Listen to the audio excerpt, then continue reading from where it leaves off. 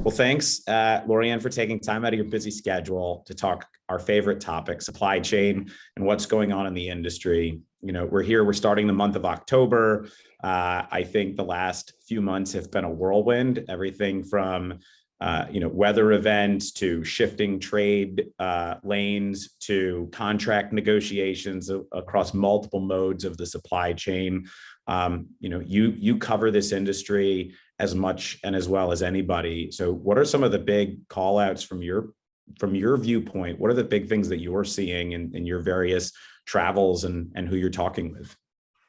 Yeah, sure. Thanks for having me, Weston. I mean, there are so many things that I'm looking at both on a domestic side as well as international, because you and I both know within the pipes of trade, with what happens in one country definitely influences us. One of the biggest things that I'm looking at right now is the upcoming strike at Liverpool. It's one of the major ports in the UK. The United States is actually its largest trading partner. And there are a multitude of companies, specifically retailers, that make a market in that market. And then for folks like you and I, getting our European exports, be it your Italian meats and cheeses, your favorite brand from Diageo, and that's one of the biggest exporters out of there. If you want your whiskey or your Guinness, I would go get it now, because and one of the leaders tells me they want to get paid with the wage that matches inflation, and their inflation right now is over 11%, and they're getting offered 7.5% to 8%. So that's a real big one that I'm watching right now. Yeah, and it's so interesting because obviously when you talk about European ports, you're talking about East Coast ports and the impact of trade going across the Atlantic. Far too often in this industry, for good reason, we talk about the Trans-Pacific and we talk about the trade lanes between Asia and the West Coast ports in the United States. And obviously this year we've seen a shift of volume, especially since July, away from West Coast ports when the ILWU contract officially expired, to the Gulf Coast and East Coast ports. So with the congestion that's going on the East Coast ports, I'm sure that we're not necessarily seeing the impacts visually that we might in other years. But talk a little bit about how this impacts both in the short and the long term, the East Coast ports, because at a certain point in time, the ports in Liverpool will open up. Those ships will come to the U.S. East Coast ports, and that's where ships are waiting to get in already. So talk a little bit about that dynamic. Oh, definitely. It's been really fascinating to see. I mean, I started talking about back in the fall of 2021 about logistics managers looking to move their product as early as October of last year in anticipation of what was going on with July. And with the ILWU, with the possibility of a strike, and it's just grown. And you've seen these historic amounts of TEUs moving over to the East Coast, where New York ousted Los Angeles pretty hard. And they took the top spot, and Long Beach took it second, and then LA was third. And I recently spoke with Beth Ann Rooney about this, and we talked about a bunch of different things. And for those who don't know, Beth Ann Rooney is the director for the Port of New York and New Jersey. And I flat out asked her, saying, "Hey, listen, when it comes to this congestion that we're seeing, the amount of TEUs, I know trade is sticky, and the East Coast did get a lot of the trade, back in the 2014 ILWU strike." And she was very confident, and she said the last time, and get this, Weston, they retained 65 to 70% of that trade from the last strike. So if you look at the enormity of those containers that they are taking back now, it could be a game changer. And she also said, and this is something that AB5, the green fines for the truck drivers, all of these things in California, the environment for trucking is a lot more difficult. She's telling me that they just employed, I think, 20,000 new truck drivers. You can't say that over in the West Coast. And you have to wonder if we're seeing some sort of change. And the ocean carriers are playing ball. Instead of New York and New Jersey being the first string, right, the first port of call, the carriers are now going south to north. So they unload and then load, and then they top off New York, New Jersey with empty containers. And so that way they're able to, not be slapped with the fine that they will be getting. And it looks like the stakeholders here on the East Coast are getting it and they're working together. And you have to wonder if and when this strike deal, whatever you want to call it, happens, where West Coast stands. Trade will go back, but just how much, we really don't know. Yeah, I can tell you from conversations I've had with a large number of our customers that there is a plan to shift volume back to the West Coast starting in 2023, assuming that the labor contract is behind us at that point in time, right? I think it has less to do with performance at this point in time. I think that the ILW and the PMA have worked very closely to try to minimize any sort of labor-related disruptions, but it's that uncertainty, especially coming out of the pandemic, where 2020 through the beginning of 2022 was as uncertain a market as we saw from a transportation standpoint, volumes shifting, scaling operations, labor, holes in the labor market, I should say, and an inability to properly staff. And that's everywhere. I think that the question really is, do we see a significant trade and permanent flow of cargo from West Coast to East Coast? I do think that we've seen that the East Coast does not have the landside infrastructure to deal with the current volume that they've got, right? The same thing that LA Long Beach and up and down the West Coast, we see every time there's a major peak season spike on the Trans-Pacific routes. But we will see a leveling off. And to your point, how much of that cargo that comes back to the West Coast allows that foothold to remain strong and have the nation's top two ports be on the West Coast, versus at what point in time, due to some of the infrastructure enhancements made in New York, New Jersey, like the raising of bridges and the additional labor that's been added to the market, even to your point, regulatory and legislative favorability that allows the participants to operate in more of a free market system. What ends up staying, right? And I think there is an argument that could be made that there's sunken infrastructure dollars that have already come to the West Coast that people can't necessarily walk away from or abandon. And by and large, these things do work most of the time. However, the East Coast has invested significantly as well, and they continue to. And that's not just New York, New Jersey. That's Charleston, Savannah. It's the Florida ports. It's Houston. It's all around the Gulf and East Coast. And from what I'm seeing is it's easier for them to invest in that infrastructure than it is for us to do so here on the West Coast. But the West Coast is always going to be a player until the point in time where trade manufacturing shifts, away from Asia, and/or it just becomes impossible to do business in California, which for many in the transportation industry would argue that that's already happened. I would say it most definitely has. I mean, when I've spoken with Rooney and other logistics CEOs, look at AB5. Mm-hmm. Even know the mechanism of how to enforce it. And you have Long Beach telling the Port of Long Beach they can't expand anymore, and then the Port of Oakland, wants to give away their land to build a stadium. Baseball. It's insane. But it's all about productivity, and what Hapag-Lloyd has done, working with Norfolk Southern and UP, where it's actually faster to get your product from the East Coast back to California, speaks volumes. And with my supply chain heat map that we have here at CNBC, I get the dwell times, and I can tell you that the dwell times on the West Coast is a lot higher than the East Coast. And while even with Savannah, for instance, they have a lot of vessels waiting right at anchor, but they can get that containers out within 2 days. Mm-hmm. You don't see that in LA. Yeah, you have to wonder, what are they going to do to get that competitive nature back? There's a lot of hurdles that you guys face over there. Yeah, and we've always talked about the supply chain and how it's an ecosystem, and every node is codependent on the ability of the other nodes to quickly and efficiently do their part of that distribution network. News came out this week. BNSF is going to invest heavily in an inland port in Barstow that would allow them to do short haul rail, obviously from the ports of LA, Long Beach. We've seen, I think the East Coast has done a great job with these short haul rail projects by the NS and the CSX, especially getting into places like Memphis and then further on into Columbus and Chicago. So talk a little bit about, I think there's two big topics, right?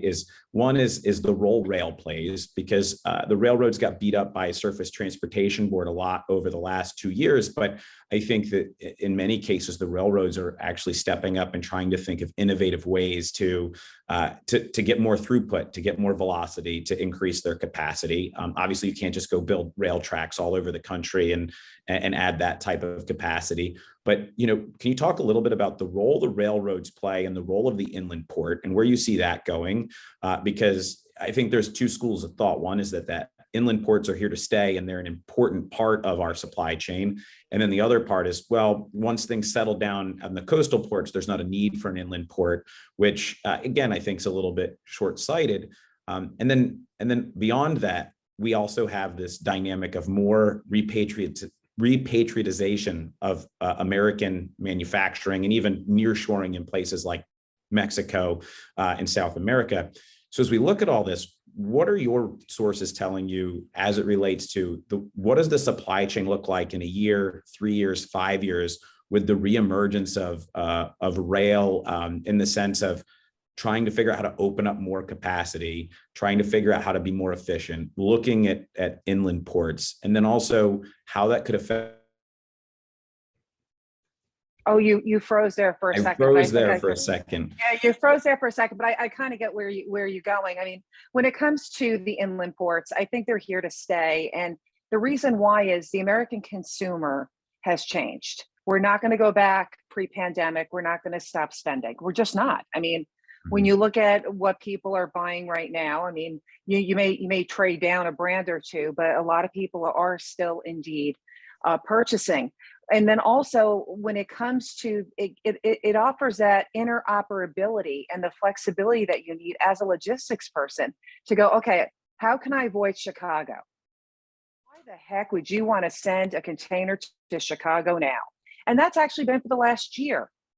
It's a problem. Well, what do? Get creative, and if you go out of Long Beach, go to the Utah,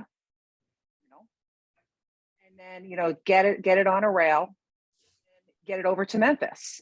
There are other ways to get in there. UP is putting money into the Port of Utah. They're expanding there. They're adding like the side tracks so they can, turn a rail, one of their really long locomotives over, right? So somebody can pass them. And then also too, you're looking at when you're going to an IPI, say of Utah, for example, you can get out of the port of Long Beach within 48 hours.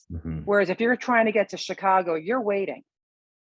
And then you got to wait some more because, you're going to Chicago and it's pretty much like purgatory for a container. And so if you go to a place where that you can get in and out, time is money. And also what ocean carriers need to do, because you and I both know, it's a decision of the carrier to decide if it's going to go to the inland port. If the carriers can understand that if you go to certain inland ports where you can flip that container faster or whatever, they'll realize, okay, it's not bad. It's not going to purgatory. There's more out there than just Chicago. When you're looking at Memphis, you're seeing the creativity of NS. And, they're actually increasing their dual transactions. They're incentivizing the truckers to get in. And more importantly, the truckers can get in and do the dual transactions, something that, on the West Coast is very difficult to achieve. And so for those reasons, and also for the fact of warehousing being more centrally located in these different areas, I think this is the reason why it's going to stay. And if you have these great feeders that can go to these other ports, it frees up the container off the road. Why put it on? Why transload? I was just speaking with Jack Hedge over at the Port of Utah. He said that's a large percentage of their containers transloading, but those containers are sitting on the road for weeks on the chassis. So you've got like the main message is, and I don't have to tell you because you're always forward looking, you got to be nimble. And by being nimble, you have to look at all the various opportunities out there. These inland ports provide a tremendous amount of opportunity. And, the railroads, for the most part, are kind of getting on it. When I saw the BNSF announcement, I kind of chuckled because I'm like, dude, you've had problems now for almost a year, and now you're finally getting up to it. And then when you look at the regulatory hurdles of California, realistically, when are you going to see something happen? So, I mean, California is a very hard state to do business in, as we touched on earlier. So that's the reason why I think the inland ports are going to be a great destination for logistics providers. Yeah, as we talk with customers, the two big things that come up are agility and resiliency, right? The ability to pivot quickly and the ability to have backup and contingency plans when something outside of your control impacts your ability to deliver goods and cargo on time. As a company that our business model is around local trucking, that's been one of the big things that we've seen as an opportunity. For instance, if we have a customer that's avoiding Chicago and going to Indianapolis, right, because there's a rail ramp just a few 100 miles away, we have the ability to pop up that capacity for the customer in Indianapolis versus Chicago. Or instead of coming to the port of LA, we've done that in Mobile or Norfolk or some of these ports that have seen a real renaissance and an opportunity to establish themselves as a real player in the supply chain. And I think that's been one of the issues with a lot of major importers and exporters is they don't have an inherent resiliency or agility built into their supply chain. They've got what I would call the old school brute force solutions provider, meaning I've got congestion, let's throw more trucks at it, let's throw more chassis at it, let's throw more whatever at it, as opposed to, okay, how can I use technology and data to better forecast where I need to have capacity, how much capacity I need. We've worked with various entities, the NS being one of them near Memphis and Rossville, putting these low profile yards together to free up chassis and create a better trucker experience. And that's something that we continue to see, especially in this market, as an opportunity to create new capacity, but not just on the land side, on the truck side. Because if I can get 3 or 4 turns out of a truck, I have 3 or 4 times the capacity that I did getting 1 turn out of that truck. And if that truck needs to be in location A versus location B, let's make sure that we have the right capacity in the right location. Let's let the supply and demand chain stay fluid. And the other big part of these inland ports, beyond just that resiliency and that agility, is it actually does help activate U.S. exporters, because you're actually taking it closer. So where you have these issues of concern around equipment, do we have enough containers? Do we have enough chassis? Well, now you can build those ecosystems closer to and do the handoffs. And for us, again, we look at the industry as localized, and there's things that need to move from one coast to the next, but taking more of a hub and spoke approach gives you the agility to move that container from one destination to another destination based on consumer demand, and e-commerce continuously plays a role in it. Well, if we can continue to create those import switching opportunities and marry them next to export hubs where we don't need to have a large amount of equipment going in and coming out, but it stays local. Now, all of a sudden, we've killed a couple different birds with one stone. We've solved equipment issues. We've solved resiliency issues. We've also helped the American exporter get better access to these domestic trading foreign trading markets right where they're at domestically, as opposed to having to open up coastal operations. And I think that's a huge game changer as well. And hopefully it's not just the agricultural folks, which becomes a big part of what we talk about in exports, but maybe you could talk a little bit about manufacturing, because I have seen more and more, and I know you've covered the nearshoring and onshoring of manufacturing. And what are the roles that these inland ports and having the proper type of localized infrastructure, again, people, roads, warehouses, and laws and regulations that are more welcoming for those businesses, tax credits versus tax hikes, shovel ready versus long entitlement process. Like, maybe you could talk a little bit about the opportunities that creates in a place like a Utah or, any other of the large scale inland ports that are being built. Oh, absolutely. I mean, it depends on, I have not seen nearly as much nearshoring as either the Trump administration or Biden administration has touted. I have not seen it just because I see what's coming in the containers. Yep. And with all the supply chain hiccups that we're seeing with autos and semiconductors, we all know, what's going on. But if you're going to be nearshoring, if you're able to go closer to an inland port where you've got the warehousing, where you have the accessibility for the trucks, for the rail, it just gives that immediacy in terms of receiving the product or getting your product out to wherever it needs to be shipped out. I mean, this spug and whole, the whole spoke and, the spoke approach in terms of connecting that wheel together really is key. And honestly, when it comes to logistics, that's your competitive advantage. If you can cut down the delivery of an item within 48 hours or whatever, time is money. And so if you're able to move a product quicker, that means you can handle more TEUs. That means that your customer's happier, right? Because they're getting their product either on time or, getting to the store, before have to be discounted. So I think with the nearshoring, you really just have to be cognizant of the talent pool, where to go, where is the talent, and hopefully, they want to work. And, there are enough great places within the Midwest. You and I both know that you don't have to go to Silicon Valley anymore to get the brainiacs, so to speak, right? You can go to the Midwest. I mean, this is what the pandemic has showed all of us, right? In terms of you don't have to physically be in a certain area in order to achieve that goal. But I think with the IPIs out there, it's going to be perfect for, whatever company that comes back, right? And whatever state, of course, is more friendlier than the other. Yeah. And, so we've talked about a few of the impacts to the supply chain, right? We've talked about the pandemic and the impacts. We've talked about labor negotiations, a whole host of things. But one of the big hurdles historically for the East Coast has been weather. And obviously we just saw Hurricane Ian literally cut through Florida and make its way up the East Coast.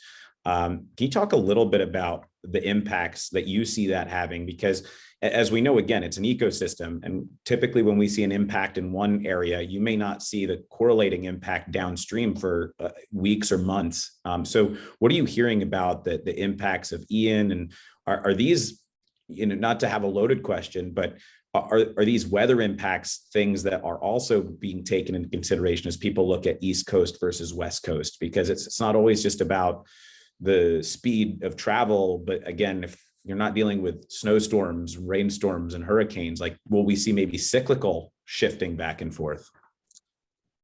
I don't know about the cyclicality. I think a lot of people just want to get their product, especially nowadays after going through the pandemic where you couldn't get it. When it comes to Florida, the biggest challenge we're going to see is the last mile. Mm-hmm. You can't get anywhere. I just got a pitch. It caught my eye. That's why I tossed my eyes over. For drones. Drones are flying in medical product because you can't get a car. You can't get a truck. I mean, it'll be interesting to see as this unfolds. I mean, the infrastructure down there has just been unfortunately wiped out. And there are a lot of things that you have to ask yourself, like, should the homes be rebuilt, if they're already on the water or in the water now? A lot of hard decisions have to be made in that state. But when it comes to like resiliency and figuring out which port to go to, I think when it comes to weather, I don't know if it's going to play that much big of a factor, because then you could also throw out, well, why would you want to go to the West Coast? Because you could have an earthquake. You know what I mean? So I don't know. I mean, Houston, they have their share of, hurricanes and things like that. And they have done exceptionally well with the increase in TEUs. I don't know if it would create like a prohibitive, like make you think type of thing. But the last mile is going to be a very, very ugly situation for those men and women down there. So it comes back down to people and capacity, right? It comes Yeah. down to the ability to actually perform these duties, and even in a tough situation. Well, I think at this point, I'd like to turn it over to you. Again, what I love about you is you get to speak to so many different people from so many different backgrounds, and you try to bring together a neutral, informational story as to what you're seeing. So, there's a lot going on. What would your words of wisdom or things to watch out for the remainder of this year be for the folks that are listening? Well, first off, thank you so much for saying about my neutral reporting. I try because, like I always say, containers don't lie. Mhm. And, trade doesn't lie. Trade really tells you what's going on. It gives you the advance warning of hiccups and things of that nature. I would say, for folks that are in the logistics industry is, look at all the different data points that are out there, and read, the local news in the ports that you are thinking of calling home to. And adding all those together because, trade is a series of pipes. And you have to know that what's happening in China, of course, we all know, will impact here, but also Europe. I'm doing a piece next week on CNBC. Like, why should the investors give a darn about Liverpool going on strike again? We're all exposed. It's a very small world, but I Mhm. think also this is the time for opportunity. So if you are creative and you are able to figure out a new route, to move the product again, that the Hapag Lloyd thing, it literally just blew my mind. I wrote one sentence on it and it literally exploded into a series of different stories. And, times of uncertainty and, all of this congestion, it sparks innovation and it sparks, the creativity that we need to take logistics to the next level. And so for CEOs out there, whatever, go to your employees. If they have an idea, let them listen. It doesn't matter. I would even talk to the truck drivers. How do you make it better? What's the biggest conflict that you're seeing? What would make your job a lot easier? That's what the Port of New York and New Jersey are doing. And they've actually seen, a really big turnaround in terms of the drop pickups and the drop offs of empties because they went to the truck drivers. They didn't go to the union. They didn't go to their boss. They literally went to the men and women that are going to the port. And trade takes people, and everyone knows their worth now, especially when you're seeing these labor strikes and all this other stuff.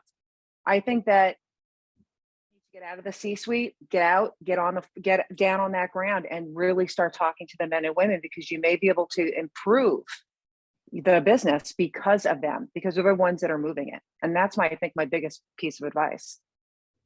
Yeah.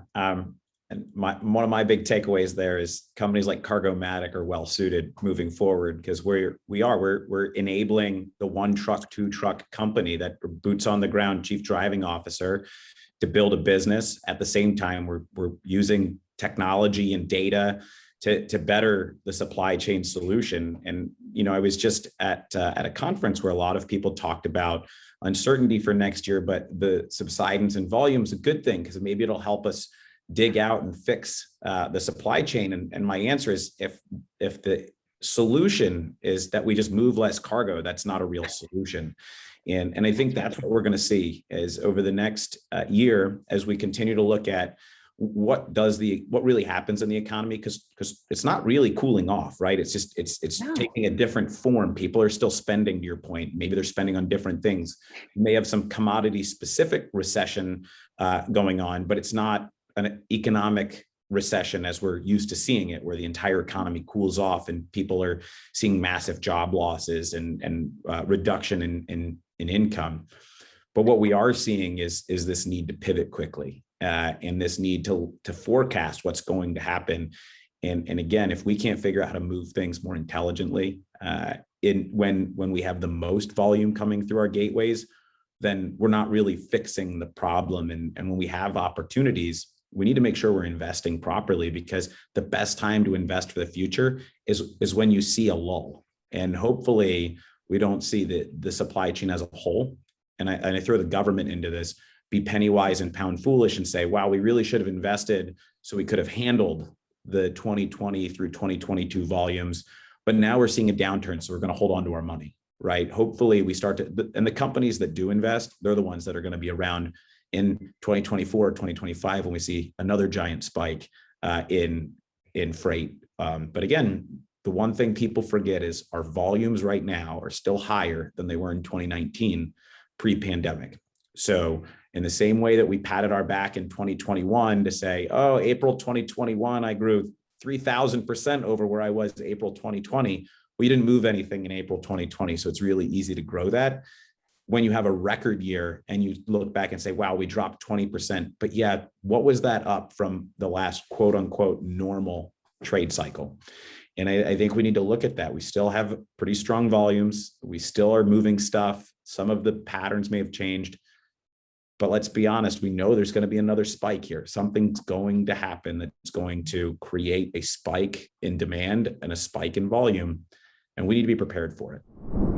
Well, and exactly. I mean, if anything it's taught anybody, is that you have to be prepared for whatever the heck happens. And honestly, until zero COVID is no more, we are all exposed to China.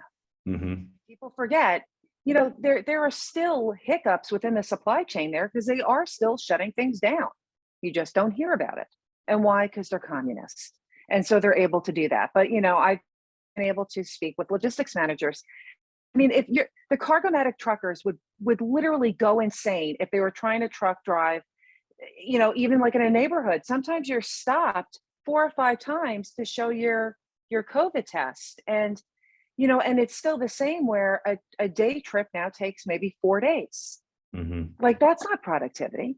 That all delays everything. And then you can't rely on the government. You cannot never believe that they're patting themselves on the back of, saving Christmas or doing this and doing that.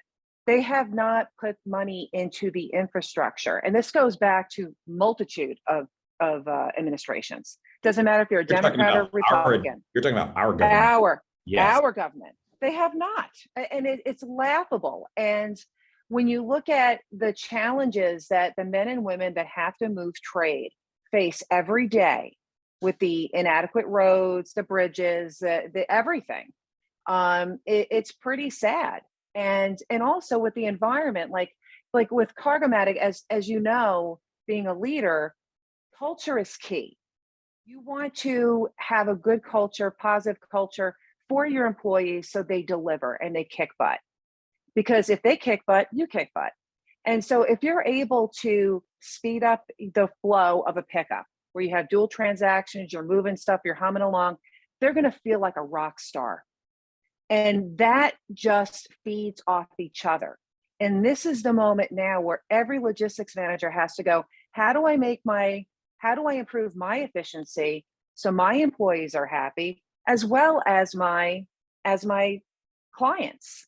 Because that's how growth happens. And I'm telling you, just because there are, quote, no ships out of Los Angeles doesn't mean that the supply chain's fixed. It's not.